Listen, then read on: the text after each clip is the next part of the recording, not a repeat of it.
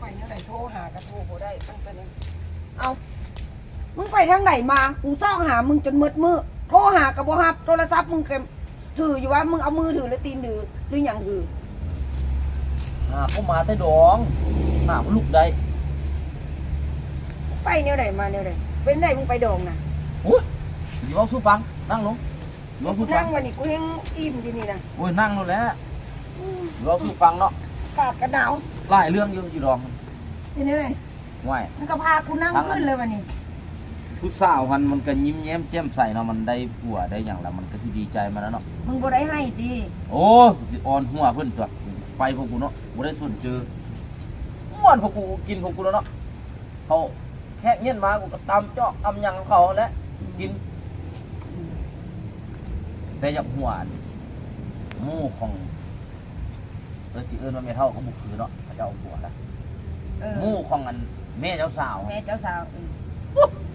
อีนายนั่นตะกี้มันคือห้องไม่เท่าอยู่หรอว่าตอนว่าสิเอาเนาะเพิ่นเต้นคันเขาเอิ้นว่านุ่งสิ้นฟอสเอิ้นว่าสุภาพเนาะคันนั้นใส่ทรงเต้นเอิ้นว่าธรรมดาอันใส่สิ้นเต้นเอิ้นว่าโอ้คืออีนายมีเขียวแท้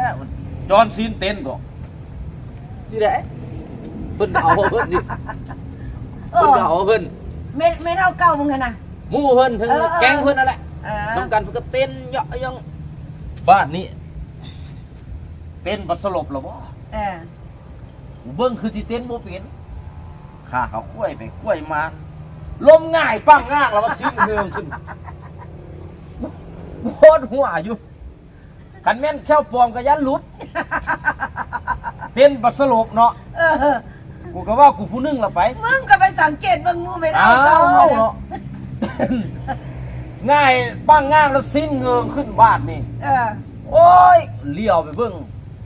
สีแดงสลิปเพิ่นอ่ะ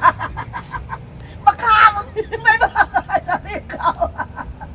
คันบ่เบิ่งเจนเด้อมันเป็นตะหัวเนาะเต้นก็บ่คือบ้านคือเมืองเพิ่นก็เต้นค่อยๆสุภาพธรรมดาบ่สลบเขาก็ย่างไปย่างมาสิเนาะอันนี้เรามาเต้นเอาจังซี่เราขาเราควายกันบาดนี่โว้ยเราเมาตีกูเลยว่าแม่นนั่นตูควายตุงงอล้มดังบึ้บบ่นึงคนบ่คนอึ้งลึงเนาะบัดนี้เนาะสิ้นก็เงืองขึ้นบาดนี่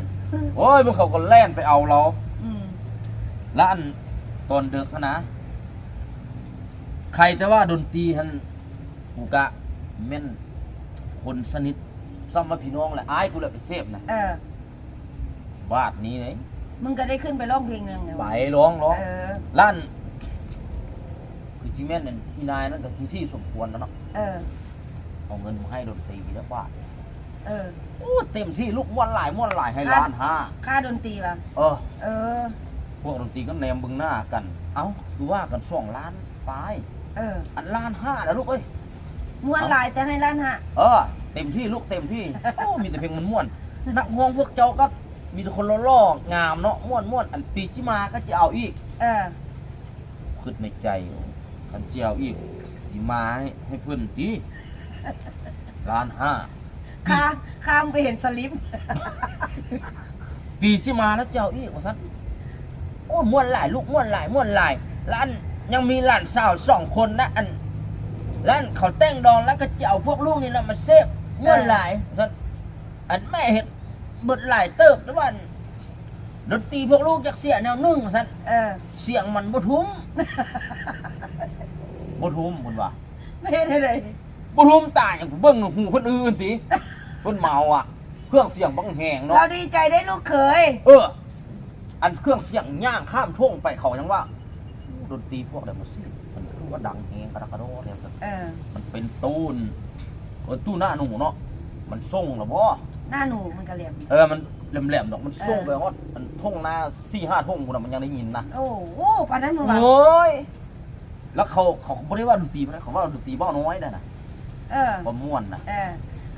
เราก็จะคิดว่าจ้างดนตรีวงดนตรีลูกเขยเก่าก็ว่าไปซั่นแหละบาดนี้อันอาหารเพิ่นเนาะเท่านั้นคือจิแม่นเราก็บ่เคยกินเราว่ามันบูด มันเอิ้นหยังก็ลาบอกลาวู้หั่นนะกินกับข้าวจี้ เออ แล้วว่าบ่มีนมว่าซั่นกูก็อดหัวในใจอยู่โอ้เท่าห้านี่เท่ายอดกินข้าวเท่ายอดหลายปีแท้ๆแล้วเนาะสิเอานมมาใส่หยังเขาเฮ็ดลาวู้แล้วเพิ่นมาถามกูอีกได้ อันบักล่าอันนี้มันอ้อมบอนมาเพิ่นว่า อ้อมบอ อั ล นเด้อมันมีซีนงัวแล้วมันแดงจังซี่แล้วเขาใส่มักเล่นบอกอ้อมบอนมาลูกคิดในใจผู้เฒ่าฮู้แล้วเนาะอันนี้เขาเอิ้นลาวูมันอาหารต่างประเทศอาหารฝรั่งนะแล้วว่าอ้อมบอนว่าบาดนี้แกงอันกระเพาะปูกระเพาะปลาเพิ่นนั่นแหละผมก็บ่ฮู้ดอกมันมีไข่นกกระทานะมันเนาะโอ้มึงก็ไปสังเกตหมดทุกอย่าง เท่านั้นคือสิแม่นแค่วหรอกห้างบ่เฮ็ดเข้มมานะเบิ่งมันเบิ่งนึงกูคิดในใจผู้เดียวหรอกเบิ่งอีกนึงคือหัวขี้กระตือนี่เว้ยเล่นเฮ็ดเข้มเนาะเราก็กินเข้าไปแล้วย่ำวัด ขาเขี้ยว กระดังพุดแน่มันคาแค้วเราบ้านนี่นะเราก็ซอกไม้จิ้มแค้วจิ้มบ่มีแล้วอยู่โต๊ะเขาพระนำมาที่มันเขาลืมแล้วแหละโต๊ะอื่นก็สิมีเราก็ย่างไปแคมหัวดึงไม่ตอกเขาแล้วมาไอ้ย่างง่ายก็เบิ่งสังขารเราก็ปานนั้นเราก็ทีมแค้วมือก็ตกเลยตกมันเป็นเส้นย่อยดึงมาเลยนะดึงแล้วยังค้างอยู่บ้านนี่นะแค้วคือจิเม่นแค้วเราก็จิเม่นหลายศตวรรษแล้วเนาะแค้วตีมออกมาเลยมึงก็ไปสังเกตมัน โอ้เบิ่งไปโอ้บัดนี้คือจิเม่นเราจิ้มแล้วเนาะแล้วบ่ลาบได้ไหมลาบซีนบัดนี้มันย่องัวย่อควายตัวมันแข็งตัวมันหยาบมันก็กินแล้วบัดนี้เนาะเราก็ตื่นบ่ลงอันนี้มันคาแค้วเลยเนาะกืนไปแล้วมันไปยุดอย่างนี้ว่าโอ้เท่านี้ต้องซอกเรียกให้คนเบิ้งแท้วันนี้เราก็ควรออกมาเนี่ย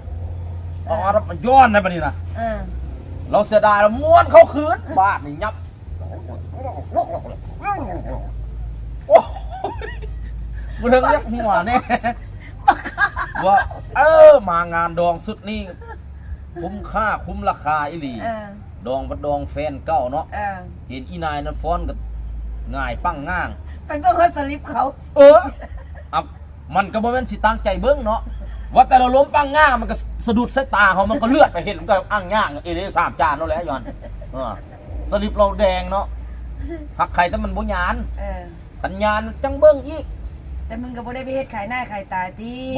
กูไปกูก็สุภาพเนาะสุภาพกูก็เต้นอีหยังเต้นก็โอเคคือกูสอนการลำวงกับเพื่อนมึงสอนกูนั่นแหละแต่ว่าพวกที่เขาไปนั่นแหละว่าเรื่องซีนเนาะเราก็ย่ำแล้วกืนบ่ได้มันขาแค้วเนาะเครื่องนึงมันอยู่น้ำแค้วป่ะเครื่องนึงอยู่น้ำแค้วเครื่องนึงกืนลงมามันก็ดึงกับขึ้นเราเฮ็ดโอ้ว่าตายเดี๋ยวนั้นร้านเจ้าก็เพียบพร้อมเนาะอาหารกันกินก็มีมักโมมีมักเกี้ยงมีมันเผาแล้วกูยังบุกคักเลยไม่ตอนมากูใส่ถุงยางมาเนาะที่ไม่สนใจโจมึงห้อยอีกโอ้ยไม่สนใจเนาะมึงคือมาลอยแท้มักขามมาไว้บ้ายเข้าแล้วกูแล้วกูบ้ายเข้าในมันไว้แล้วกูก็ชีพามามึงมาคิดในมะขามเห็นปะกูเกียร์ไม่เบื่อแล้วนะย้อนอดีตตอนยังน้อยกูลืมแล้วที่มีเอาเรื่องตู้นั่นเนาะเราก็ที่สมควรแล้วเราก็ได้เพราะว่าหมายความว่าเท่าแล้วเอวยังนุ่มได้แต่ว่าไฟยังแหงเรายังยักม้วนอยู่เอวแล้วกันมึงร้องเพลงอย่างไหนหน่อยเพลงฮันอันส่วนมวนก็ร้องลั่นสาวเข้มของก็ร้องสาวเข้มของเอาโอ้สาวงามสาวบ้านเข้มของดิน้ำท่วมพินเพียก็ร้องหลายเพลงอยู่ดอกไปนะพักอยู่ไปนะ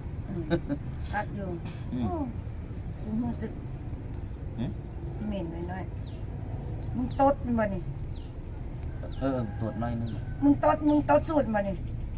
ตดบ่ดังชุดบ่นึงห้ามไล่กูนั่งฟังแล้วมึงจะตดให้กูดมห้ามเลย